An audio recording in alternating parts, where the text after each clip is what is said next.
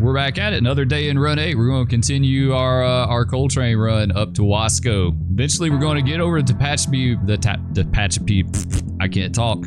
Where we left off is Silt. You remember we had a little bit of a problem with our train. Our DPU comms failed. I'm spitting all over the damn place. Like what? What the hell was that about? I'm like, I just got a little spit here. I don't know what's going on with that. Okay. We'll give that another try, baby. Good morning to you all. We're back at it. I've got a little pep in my step this morning because I slept good last night. Like I had a good night of sleep. We're back at it in run 8, and we're going to continue taking our coal train over Tehachapi Pass. We won't get to Tehachapi Pass today. This is a multi-part video. It's going to take us a while to get up there. But we're in Silt right now, and we're going to be taking the Barstow to Wasco coal trains, 12,000 tons. You remember in the last video, and I'll try to remember to put a link somewhere up here, maybe over here, maybe right there. Might be a good spot. Anyway, last time we had a DPU problem, right? Our DPU dropped out completely, like went away, completely in-op with some kind of comm issue, which is cool because if you're not familiar with the game, you've got failures in the game, and that was a failure we had. So we're going to see about getting that fixed. I actually already kind of fixed it, but I don't know if it carried over in the save, so we'll see what happens with that. It may actually automatically resolve with a new start of the game. I'm not sure. We'll see. We'll look at it. But yeah, that's where we're at. Before we get rolling, I want to go over some user comments because I want to try to include you guys a little bit more in this. So anyway, we've got a few to go over here. I can't go over them all, but I'm going to go over a few. P2 said, talking about NCAA football games, I believe there's supposed to be a new one coming out next year, I think, and he is absolutely right. If I knew that, I totally forgot it, but he's right about that. They are working on it. I found an article about it from August of 2023, so relatively recent. As EA Sports College Football was announced way back in 2021, so they've been working on it for a while. No worry, if I knew about it, no wonder I forgot about it. But it basically said CEO Andy Wilson admitted that in a financial call overnight that licensing is somewhat of a bottleneck for the title. But the team has made incredible progress behind the scenes, so that is good. It says it's going to hit its 2024 release date. So I haven't seen the exact release date on that, but it's 2024. Hopefully sooner than later. I think I would jump on that. It's been a long time. Someone else said Dom Benedetto. I hope I said that right. Dom Benedetto says, really enjoying your videos, especially the ones out west. I really appreciate that, guys. You don't know how much it means to me when people leave comments like that. It's not easy. Like, believe it or not, it's not easy doing this. This is like one of the harder things that I think I've ever done. YouTube, because like you can pour all this work into it and you don't always see a return, right? Like I'm sure a lot of you that do YouTube videos, you know, I'm not the only one, but you know, you get that a lot. Like you pour your heart and soul into something, but YouTube's like, meh, you know, it's just the way it is, right? It's just the way it is. He also went on to say, he told me that there's some info in the V3 important changes PDF about the DPUs losing comms and how to fix that. He's absolutely right. I looked that up. I went to the docs after I did the video and found how you fix it. You could draw the air down 20 pounds. We're not going to do that today. I want to try something a little bit different with it. But also, Austin Western Railfan said, for your Madden question, always the Seahawks. You remember I asked you guys what team, if you were load up Madden right now, what team would you load up? And he said Seahawks. He said, I'm a Texas resident that is a diehard Seahawks fan. That's blasphemy, dude. In Texas, it's got to be Cowboys. No, I'm just kidding. I'm kidding. Yeah, pull for whoever you want. I'm not like that. I think it's cool though. It's cool though. Like I said, I said in an earlier video, I would probably, like, Cowboys is kind of cliche, right? Like, everyone expects that, or 49ers or something. I think it's changed a lot over the years, but I would go with probably the Falcons. I just like the Falcons. Samsung means to come said, well, in real life, being an SF rulebook says the following on controlling speed on a descent. Then he comments about the max dynamic brake axles is 20 on the front, unlimited if you have DPU. And then through the procedures, like you increase the dynamic brake on the front of consist until it holds speed. If max dynamic on the front doesn't hold speed, then you increase the back until it holds. Then you control speed by modulating the dynamic in the back consist while keeping the max in the front in full dynamic. That's like, this to me, like, when the rules start getting that convoluted is when Spur throws them out the window. I'm talking about in game, right? Like in real life's completely different thing. You got to follow the rules, right? Don't get your job fired or don't get, don't get run off. But like in game, I throw them out the window at that point. Like when they start getting really involved in convoluted, Spur's like, who needs rules, right? Like we don't need rules. We're okay. But either way, it's cool that he shared that. I'd actually never seen that. I've kind of glanced at the air brake and train handling rules a little bit, but I've never gone through and read the whole thing. So anyway, let's see. Hoagie Flyer said, loving your content, Spur. Come join us on Depot Plus. I'll run some locals with you. I'd love that. I just don't have evenings free. Like it's really, really hard for me to sit down and do this stuff in the evening. And like evenings are generally when most people are able to do it. So it's hard for me to get a free evening, though I would love to. And I've played on the Depot a long time ago. A long time ago. It's been a while. Then we had Jason Smith said, we call them sand spurs here in Destin, Fort Walton Beach. Remember I was talking about the goat heads we have here. I pull them by hand with gloves, of course, because they are, yeah, they are. I want to get a picture of them to show you guys sometime. They're so sharp. Like you could just barely touch it and it would stick you. Like I've had some in the bottom of my foot before. Like they get tracked in the house. If you wear your shoes through the house, they get tracked in the house and they get stuck in the carpet, right? And you step on it. And like I had one in my heel. Like I had to pull like no tomorrow to get that thing out. Like it was literally like pulling the skin with it, like it was in there so good. It was horrible. All right. Anyway, enough user comments. I appreciate all the comments, guys. I always do. I try to get back to you. In the comments as much as I can. And we're going to try to do this a little bit too, responding to you guys. Anyway, let's go ahead and get our train up and running and we'll get going. All right, let's select this guy. Let's do auto start, auto MUDP, auto EOT, auto circuit breaker, and auto air brake. I'm wondering if the DPU, the comm issue may have resolved with a new game. I don't know if that saves over. I think some failures like they carry over to the next save. I'm not really 100% sure on that, but let's hop in this guy and see what we got. We've kind of got a little air drawn down. Let's go in and draw it down a little bit more. I'm not sure about the grade right here. I'd rather have some air under it. Let's do that. We've got full independent. Let's release the handbrakes. We'll knock those off. Let's do our reverser. And let's see what else. Headlights. All right. I think we're good. Let's also start auto. Engage auto. All right. He's good to go. Let's go to the bottom and check. It's not showing me as having a DPU. Yeah, it's not showing me as having a DPU issue anymore. Let's go back there and see if my fix carried over, like how I changed it up, or if the unit's just resolved.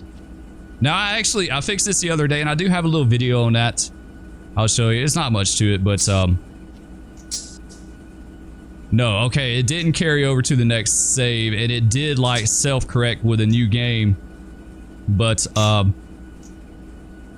basically what I had done was I took this one and I put it in MU, and we went up here to this one and we made him DPU lead, and that fixed the issue. Like the issue was with this unit right here, like the comms failed on it or something like that, and we need to do this rear headlight. I keep forgetting about that because I tell you I'm not a DPU guy. Did that do it? I think it may have. It may put it on dim.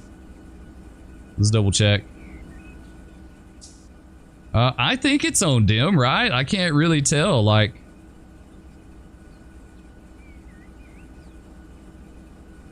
It doesn't seem to be.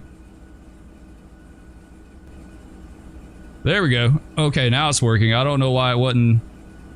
It's on bright though. Let's see if we can get it on dim. I guess that's dim. It's kind of hard to tell, right? I guess that's dim.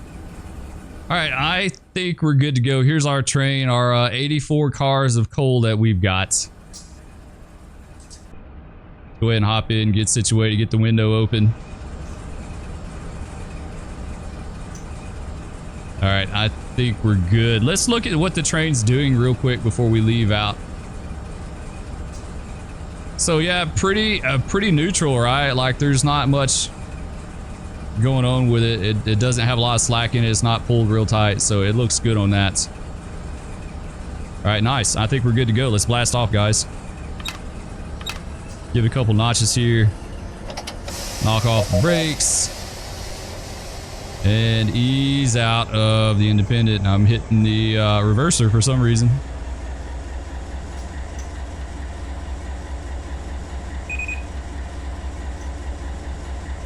There we go. Nice. We rolling, guys. We rolling. All right, let's do our tags too. All right, yeah, this is Silt. This is Silt here. We've got auto going, right? Yeah, auto's going. Next spot will be Edwards. I think. Luckily, we're on a little bit of a downhill here, so we got a little bit of a boost taking off. Not too bad. We won't have any meets today. I'm really trying to plan these meets out like the real life schedule that I got. We met that other train, what was it? Richmond Logistics Park vehicle train.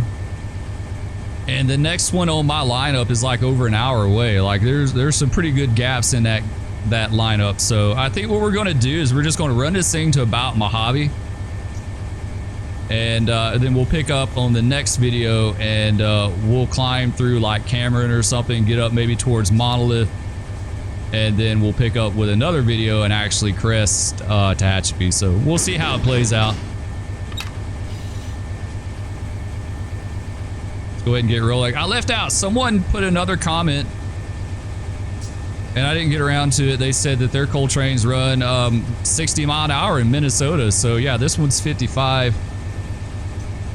I thought there was a catch to the 60 mile an hour coal train. I thought it had to be like something with like the constant contact side bearings or like newer equipment, or I thought there was some kind of catch to that. I don't know. Like I said, when I did it, like all our coal trains in the southeast were all 50 mile an hour max. 50 mile an hour unit trains, as best I can remember. All right, there we go. We're looking good. Now, at some point, we're gonna have to call Otto to line us up. Let's see what our channel is here. Channel 1454. Okay, 6513. I'm looking at the wrong one. Looking at the Palmdale. We need to do the Palmdale cutoff sometime. We've yet to do that one. We need to do that. Channel 6513 is going to be us.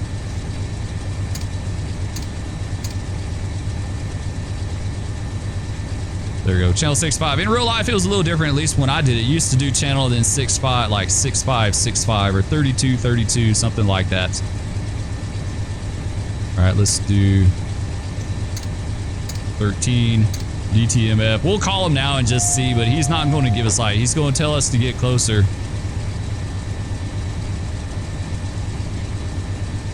We're going to have to like get close to a an absolute signal. He's going to tell us to wait.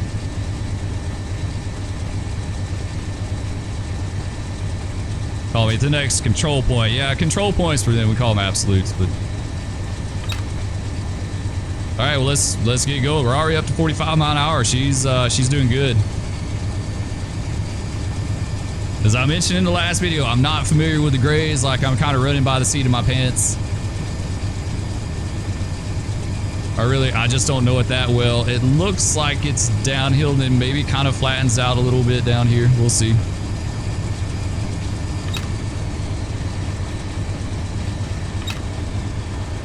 All right, let's go ahead and start easing out the throttle a little bit there because we're coming through 50 mile an hour.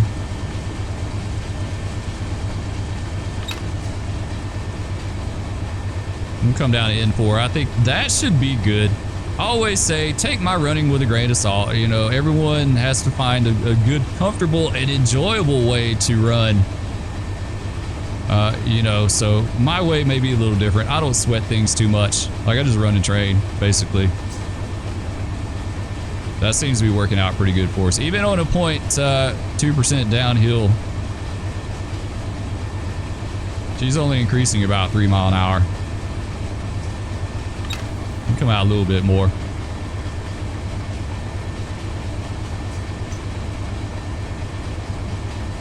We'll probably just go with it. It's a nice long straightaway. Don't have to worry about anything. No crossing, so we could just go with it. We got a flashing yellow up here.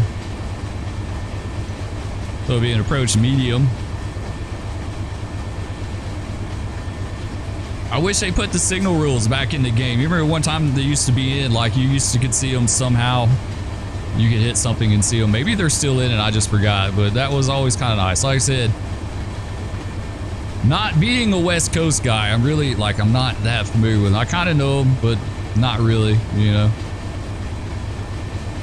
All right, grade's leveling out here. Let's come out a few notches, try to outrun that run in.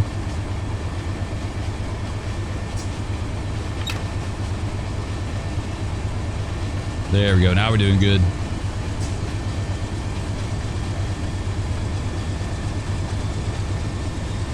All right, so he doesn't have us lined at Edwards, so this is going to be the distant to Edwards, and then Edwards, and then the next one will be East Edwards and then West Edwards. It's cool. This is a new main line. How many people know, like, this is not the original main line? The original Santa Fe main line actually went down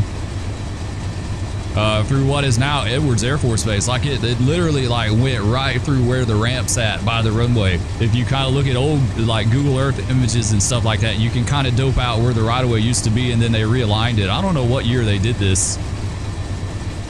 Maybe the 40s, 40s or 50s, I don't know, but they realigned it and they went, they did the main line to the north, right, to go around Edwards, but it used to go right through the middle of the base. That's pretty cool.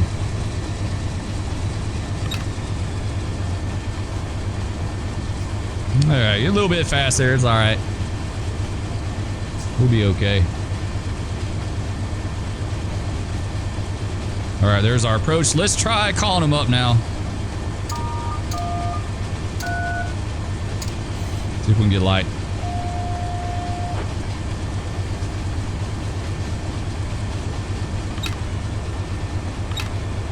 Come out a little bit. It's dropped down a little bit here. We should be actually slowing up to 40, but it seems like he's got us a light, so we kind of fudged that a little bit. There we go. All right, we're good. We got it clear. Let's proceed. Yeah, we should have technically, as soon as we went by the approach medium, we should have started like backing out and slowing down to 40, but we just rolling with it, guys. We're going to get it, like, we're going to get close to Mojave today. I think what is that place called? Yeah, I really kind of think Sandborn would probably be a good place to stop, and then we'll pick up at Sandborn and go through Mojave and do our big climb up to Cameron. Maybe I don't really want to start in Mojave. I don't want, like, that would be a tough start. I mean, we could, but I think Sandborn's where we're going to end it. All right, she's slowing up a little bit on us now. We got a 0.4 up. Got some clear, both into Edwards. BNSF 4148. I don't know why I'm calling signals, because they totally don't do that. Like, they really, if you're a rail fan on the BNSF, I feel sorry for you, because they don't give you much heads up on anything unless it's like less than a clear. I tried, like, we got a little scanner here. We listen to, like, police and sheriff stuff like that. I tried listening to the BNSF on the Transcon where I live, and just wasn't much going on, right? Unless someone called an approach or something, you know, like an approach medium or approach, just wasn't much going on. You know, you rail fan back east and you listen to CSX, they're like, you hear all kinds of stuff. You know exactly what's going on and where they're at.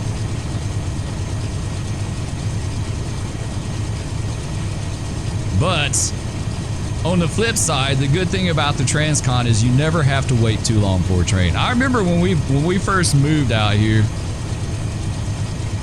I want to say the Transcon was probably a little busier than what it is now. It was pretty dang busy, and it was about every 15 to 20 minutes you would see something. I think that was probably, you know, sometimes, you know, a lot sooner than that, sometimes longer, but on average about every 15 or 20 minutes. You didn't have to wait too terribly long.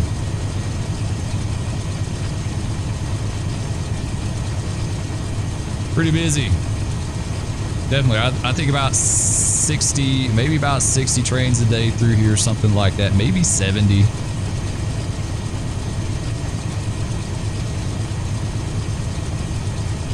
All right, what's our grade? 0.62 through Edwards here. So yeah, the base would be back over there, right? Base would be back over there. It's kind of hazy today, isn't it? It's a little bit hazy. Yeah, it is. What's the time? 7:24 in the morning. Maybe it's like a morning fog or something, but it looks a little hazy out there. I don't know. Does it tell the temp? I know the DDs do, but I don't remember what it said. Oh yeah, 44 degrees Fahrenheit. Yeah, it's kind of cool. Say it's a little cool and hazy this morning. What's our DPU doing? Is our DPU doing one? Okay, there we go. Yeah, that's good. To make sure, I hadn't even paid attention to it. I was like, is our DPU working back there, or are we just lucky?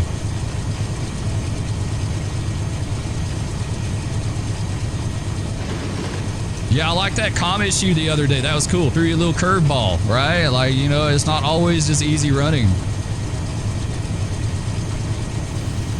But luckily, we got it sorted out. It's self-resolved with a new game, but I had planned on just changing the DPU lead like we did, or we could have done that fix in the docks too. I can't remember what it is. I think you got what? You got center reverser and draw it down 20 pounds or something. I can't remember. It's something like that. Something to that effect. Let's go, not that one, but there we go. Yeah, a little bit of a climb out here, 0.61.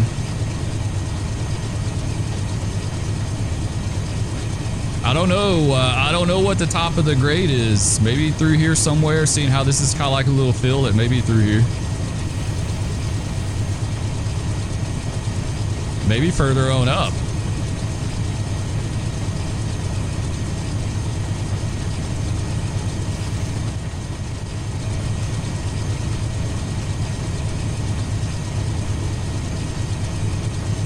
All right, got some kind of intermediate here. Yeah, there's not much out here, right? Nothing but desert. Nothing but desert. But then again, East Coast. Nothing but trees, right? It's like one or the other. It's one or the other. It's 799.1. Got us clear on that one. She's running pretty good for 0.61% grade. She's running pretty good.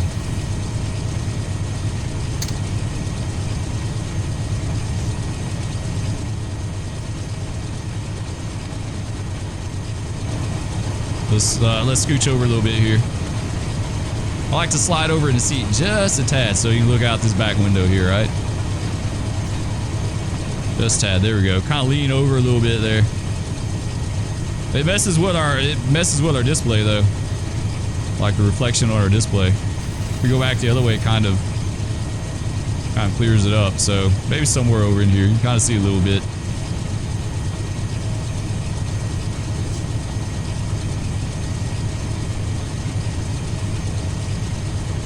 Yeah, so those of you that are new to the series, this is Barstow Wasco coal train. I don't think they run these anymore. I think that plant that took this coal went to gas or something, but 4,978 feet long, so it's a little bowling ball, right? A little less than a mile, and 11,769 tons, so almost 12,000 tons. 2.7 HPT, which is like a pretty good number for Tehachapi. Minimum number. I don't like getting below that. I think 2.6 might be kind of doable, but it's kind of iffy, but maybe even less. But 2.7 I'm pretty comfortable with. I don't sweat that. 84 loads. And what else? Yeah, we're a 55-mile-an-hour train.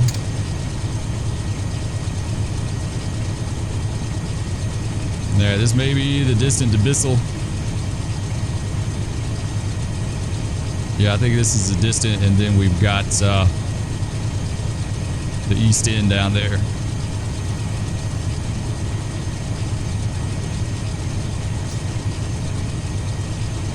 Yeah, that's one of those deals where you're just kind of sitting right along, right? Like we're on this point, this now 0.7% grade. Not really just much to do other than to hit the alerter.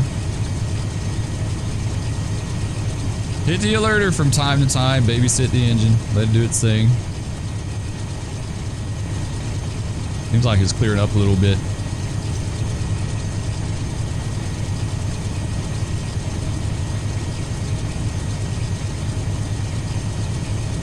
Yeah, we can't even see the Tehachapi Mountains yet. Like they're going to be back over here.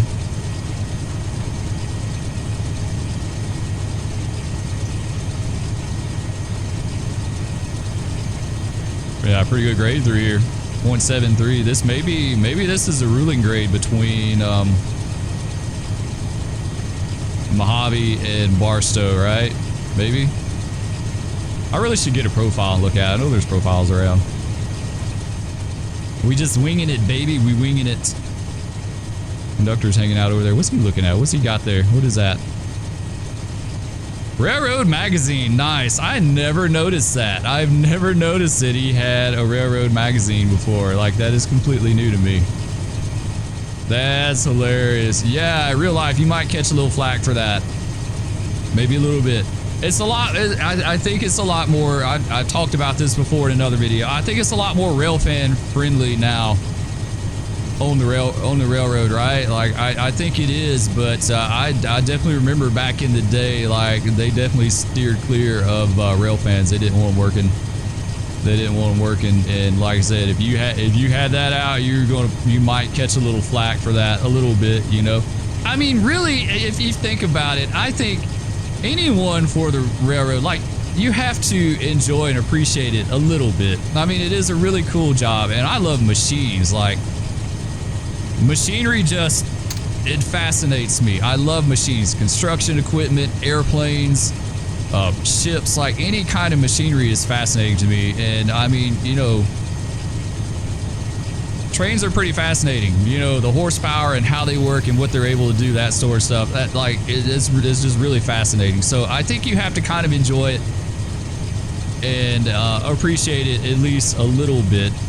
I would say, like, a lot of the guys I work with, even old heads, like, they enjoyed it and they appreciated it to an extent, even though a lot of them were probably pretty salty, right? Some of them were pretty salty. After 30 years, you have to get a little salty with the railroad, but I think it's more the politics of the railroad, right? Like, it makes you salty having to put up with that stuff for year after year after year. But, you know, the machines and stuff, you have, like, the experience you have to appreciate. Like, there's nothing like it, right? There's nothing like it out there. There's no other thing that I've ever done that was remotely like it. But yeah, they could be a little salty. Like I said, I got out of it relatively quick. And I never forget one of the engineers that I worked with a good bit, and I liked him a lot. He was an old head. He was probably pushing 30 years of service. I would say between 25 and 30 years of service, right? And he's like, yeah, you're a newlywed. He's like, you don't have any kids yet.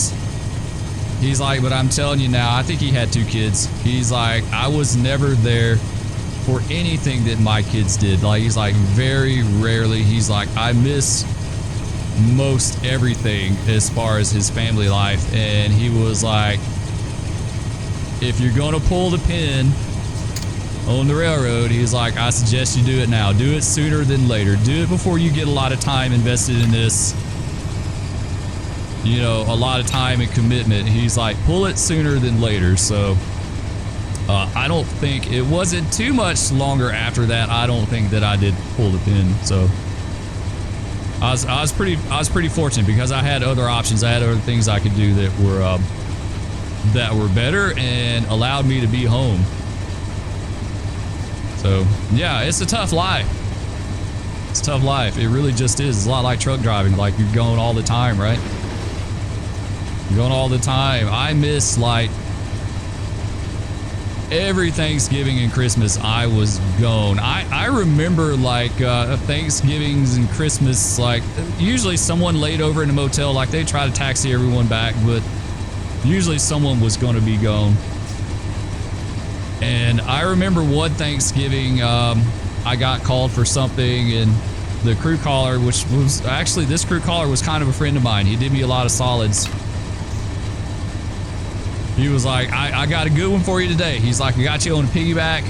I was on the Q179. He's like, you're going to run it up to the BN, and we're going to taxi you right back home. He's like, there's no one else out on the railroad right now. He's like, y'all can get up. He's like, you could possibly be home in time for Thanksgiving dinner tonight. This was like first thing in the morning, you know.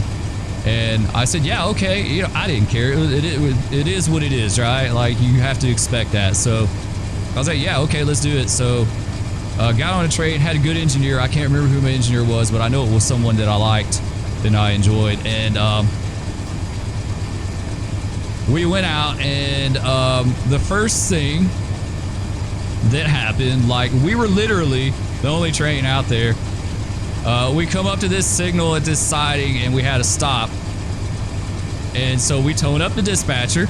And it was a female dispatcher. She's like one of the most experienced dispatchers we had, and really super good. Her name was Rhonda. We always call her Miss Rhonda. And said, Miss Rhonda 179 got a stop signal at the south end of whatever siding we were at. I think it was a place called Lineville. And her first response was, I never forget, she's like, doggone it, you're the only train I got out there today, and I can't even get y'all over the road. Like, she was not happy at all. And she's like, all right, she's like, I don't have control of the switch. She's like, I don't have any of it, so we had to take it off power. I had to give us permission to take it off power. And it was a facing point switch, so we couldn't put it back on power until we got the entire train over it. And then we could put it back on power. Well, then I would have to walk back to the head end, right? We're getting a little bit fast. Spur needs to get some air here. Spur's right in his mouth when he gets some air. At least a little bit. I want to try to get 10 pounds so we won't get stuck brakes. So anyway, she's like, can you put it back on power? Like, she's like, that's facing point switch, right? And I said, yeah. She said, can you put it on power with your engine? Like, if it's trailing point, you can put it back on power with your engine on top of it, right? Because it wouldn't, like, if it threw under you, you just run through it. But with it being facing point, if it threw under you, it may make like part of your train go into siding or whatever. So she was like, I was like, it's facing point. I said, I can't put it back on power until we get the entire train over. And she's like, you gotta walk back, right? I said, yes, ma'am. I said, we're about 6,000 feet. She's like, man, she's like, you know what? Just leave it off power. She's like, leave it off power, lock it. The next southbound I have, we'll have them put it back on power. She couldn't get a maintainer out there, right? Have them put it back on power. They would take care of it. So I said, okay, yeah. So that worked out. She kind of did solid on that. And we continued on north. And then we get to Birmingham. And we're sitting on the main, and the double main there, and we're sitting behind another train, and both of us were supposed to go into the BN yard, and the BN was not taking anyone because I guess they were kind of partially shut down, and so they were having trouble like moving trains in and out, and they weren't taking anyone. And we wound up sitting waiting for the BN to take us for probably about 4 hours, I guess. Let's see, we made the trip in probably 6 or 7. It was a pretty decent trip. Like, it wasn't like, you know, outrageously good, but it was pretty decent. I want to say between 6 and 7 hours we got up there, and then we had to wait 4, and by then we were almost going dead. I want to say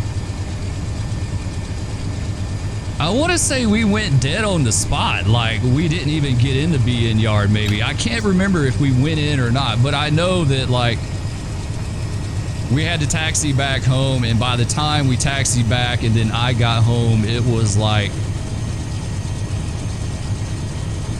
maybe 11 at night or something like that. Like, it was pretty basically I missed everything, right? Like, even when they tried you still missed. Like, you couldn't win for losing. So part of it. It's part of it. Any of you guys that want to be railroader, that's a big part of it. It's a huge part of it. It's not an easy life for sure. It's absolutely not. And if you're married and you got kids, then it's even like even that much harder. I couldn't imagine like doing that job and having my girls. Like, you know, we didn't have kids at the time, but I couldn't imagine. Let's see, we're coming up to yeah, we're at Sandborn. So actually, what we need to do is stop this thing here and call it a day. Let's come out and throttle. Bail them off. Gotta bail off that independent, right? Yeah, I did it. I was a little bit slow on that. It ran the slack in on us. You see it. You see it. Usually when I set the brakes up, I try to like set the brakes up and then bail it off at the same time with the other hand. I didn't do it then, so we had a little slack, but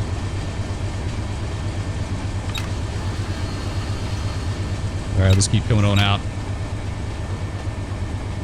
We can get it stopped. We may not. I may have waited a little too late, but that'll be all right. Yeah, we'll just go ahead and end it here. It's going to be kind of a shorter video today, but I think this is a good spot to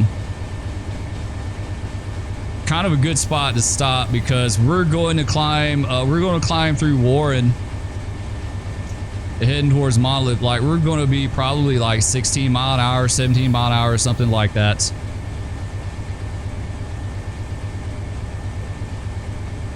Yeah, I don't want to get any more air. I think what we're going to do at this point is go in dynamic.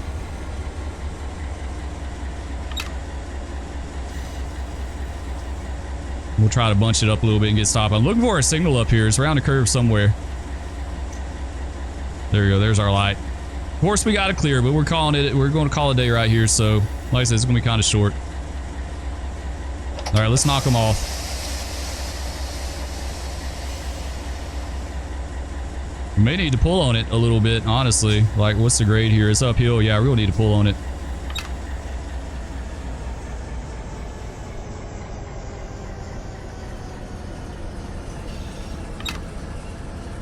All right, let's pull on it. God, we should be pretty stretched. I don't think. Yeah, we're like completely neutral. We're fine. At least you have the luxury of looking at that, right? Like, it tells you a lot.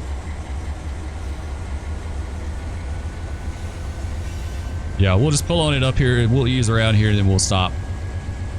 We'll stop. We're about, let's see, almost 40 minutes into it. I'm going to have to flip out my goof on the first try where I decided I wanted to spit on everything. I don't know why. I don't know what was going on with that.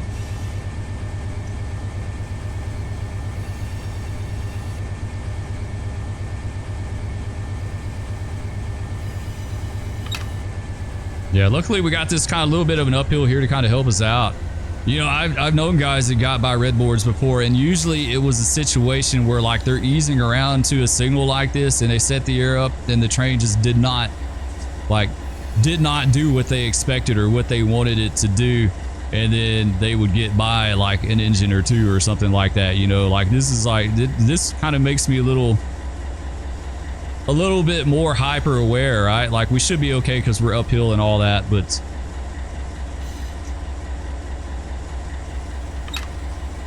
I've known some guys that kind of got by a signal a little bit, just a hair. It wasn't enough to knock it down, but it was enough to they're like, they had to put it in reverse and back up. All right, there we go. Let's set them up again. See, like right here is exactly like, you know, exactly where it could get you.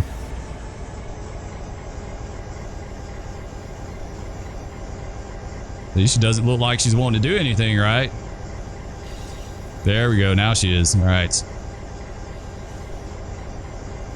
But you can see how that happens. That's my point, is like, you know, easing around to a signal like this is where you really kind of have to like, let's go to 2, kind of stretch it out a little bit here. It shouldn't be a problem because we're uphill. It's already stretched.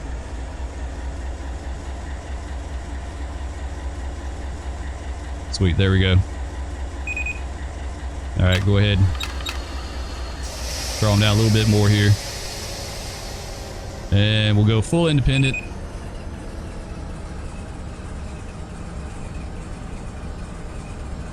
All right, we should be good. That wasn't too bad. That was a pretty like uneventful trip, right? A pretty uneventful trip. We're at Sandborn, so our next thing is going to be Mojave, and then we'll start our climb. We'll start our climb there at the north end of Mojave and through Warren. Warren would be right in here is the worst. Warren's at like that left-hand curve, and then it kind of goes back to the right. Like that's where it'll really bind your train up and slow you down. Like if you're going to stall or get a knuckle, that would be about where it would be at. And then it'll ease up here towards Monolith, like past Cameron. Cameron, it really starts to ease up. Like if you make it to Cameron, you're pretty well good, and then it eases up through Monolith, and then it's pretty good running up Tehachapi. Like the thing that gets me going into Tehachapi is like you make this hard climb between Mojave and Cameron, right? Like you real draggy, just dragging along, not doing much. And then it kind of gradually, your speed kind of ramps up as you get out of Cameron towards Tehachapi. You know, like your speed's picking up more and more and more. And you're kind of getting used to that running, right? Like, oh yeah, we can finally make some speed.